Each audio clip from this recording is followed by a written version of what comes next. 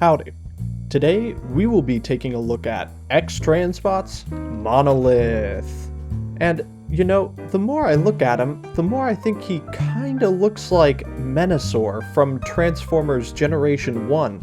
But that's probably just a coincidence. This figure comes with one massive blaster, one massive sword, and one alternate face sculpt. Time for the transfer. Now, here's the deal. This review is going to be a little different. Number one, I bought this figure on eBay, and so it's not exactly factory condition. As a matter of fact, X-Transbots Monolith is supposed to turn into a trailer for X-Transbots Gravestone, but the way I received it, it's actually glued into robot mode. So far, so good. That doesn't mean it doesn't work as a robot, that just means I can no longer convert it into trailer mode, so there will be no alternate mode for this review. However, this figure is incredibly frustrating to pose, so I will be including clips of me moving the figure between shots I usually do for the video, so you can see just how annoyingly frustrating it is to manipulate this figure. With all that being said, in his robot mode, X-Transbots Monolith looks absolutely fantastic.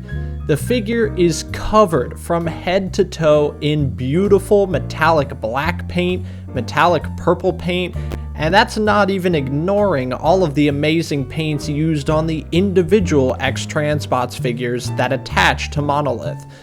Now, let's dig into it. So, to be completely honest, this figure is terrible to handle. Core problem number one. The ankle joint is on the inside of the calf.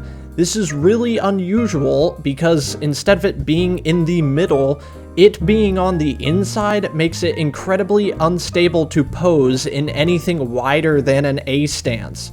The way that the weight is leveraged, it's going to try twisting the ankles one way or the other, and it really has a bad time standing straight up and down.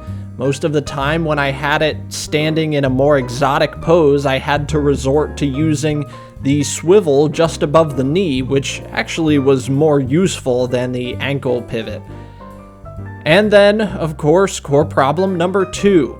This figure is not light and the knees do not have ratchets in them.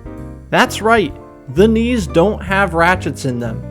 They're smooth, they're friction hinges, which is incredibly frustrating because it doesn't help to hold this figure's weight at all. This was an extremely massive oversight in my opinion. Core problem number three, all of the joints in the arms are terribly toleranced. Trying to get this pose with him holding parkour is far more difficult than you might think because the arms can hardly hold any position out from 30 degrees from the body. Yeah, and those shoulders, they have ratchet joints in them. You wouldn't know it because they really can't hold anything above 30 degrees from the body, so just try and make do with this figure. If you want a figure that poses better, look literally anywhere else because this figure looks great, but it's terrible to handle, and I honestly have a hard time recommending it, even at the discounted price that I got it for. Here's how X-Transbots Monolith scales with Deluxe Class Deep Cover, Voyager Class Sweep, Leader Class Grimlock, and Legacy Menasor. Here's how X-Transbots Monolith scales with Fans Toys Parkour, Fans Toys Jive, and Takara Tomy Masterpiece Megatron.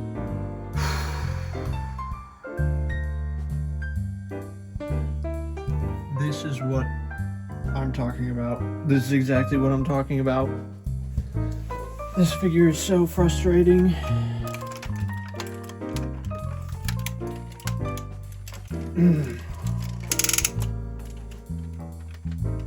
Because Freudian slip, Gravestone refuses to have any kind of attachment to Monolith, any kind of attachment that would actually secure the incredibly die-casty, incredibly heavy figure, to the incredibly not die-cast, incredibly unstable figure. I literally just finished the size comparisons, and I just pulled the figure forward, and it fell over. And that's why it just is entirely insufferable to try and pose. I'm done with the review at this point. Like, I made it through almost without him just completely buckling. But this design is just so not good.